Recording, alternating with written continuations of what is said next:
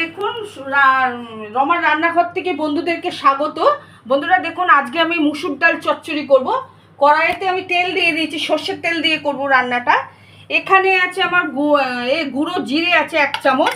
এখানে 100 মতন মুসুর ডাল ধোয়া আছে, পরিমাণ মতন হলুদ আছে, পরিমাণ মতন নুন আছে, পরিমাণ মতন চিনি আছে, দুটো পেঁয়াজ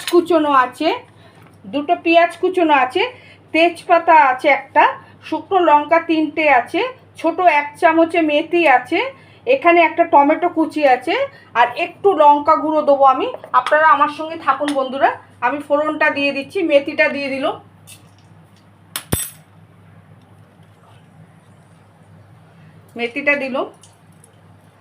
দিয়েছি দেখিয়েছিলাম বন্ধুরা, তখন তেলটা একটু অল্প গরম হয়েছিল বলে একটা তেজপাতাকে দুটো আধখানা করে নিয়েছি, তেজপাতা দিল, শুকনো লঙ্কা 3টে ফোড়ন দিচ্ছি, একটু ফোড়নটা হবে বন্ধুরা।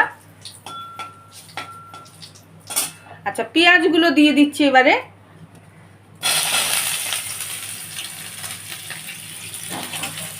এই পেঁয়াজটা লাল হবে না, এই পেঁয়াজটা অল্প একটু ভাজা ভাজা হলেই আমি করে দেবো। টমেটোটা দিয়ে দিচ্ছি, একটা যে কুচনো যে টমেটো আছে সেই টমেটোটা দিচ্ছি। আপনারা আমার সঙ্গে থাকুন বন্ধুরা। এখন ফোড়নটা করে নিই, তারপরে আপনারা স্কিপ করে বেরিয়ে যাবেন না বন্ধুরা। দেখো, পেঁয়াজটা বলেছিল অল্প অল্প ভাজা হবে টমেটো দিয়ে, তা ভাজা হয়েছে অল্প করে। আমি নুন দিয়ে দিচ্ছি এর মধ্যে, হলুদ দিয়ে দিচ্ছি 1 চামচ, নামমাত্র লঙ্কা গুঁড়ো দিচ্ছি, নামমাত্র বলতে তবুও হাফ চামচের মতন, জিরে গুঁড়ো দিচ্ছি 1 চামচ, নুন দিচ্ছি পরিমাণ মতন,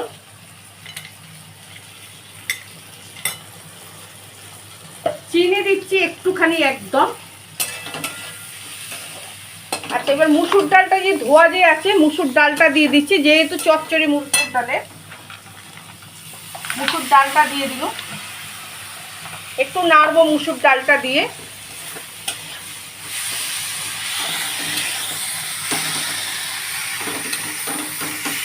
মুসুর ডালটা দিয়ে নাড়া হয়ে গেছে, আমি অল্প করে জল দেবো এতে।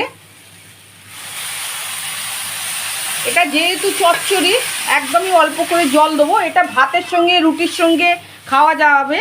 আর যদি ভিডিওটা ভালো যদি লাগে, লাইক দিয়ে কমেন্ট করবেন, আমার চ্যানেলটা সাবস্ক্রাইব করবেন বন্ধুরা, আর বেশি বেশি করে শেয়ার করবেন ভিডিওটা, যাতে আমার একটু উন্নত হয়।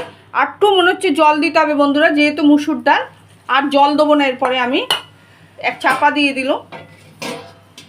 এটা হয়ে গেছে। আপনারা কিন্তু বাড়িতে করে খেয়ে দেখবেন, দেখে আমাকে কমেন্ট করবেন কেমন হয়েছে রান্নাটা।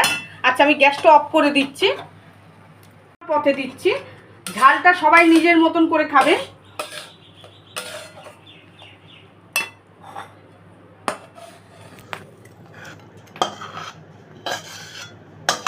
মুসুর ডালটা এমনভাবে রান্না করবেন যাতে গোটা গোটা থাকে ডালটা,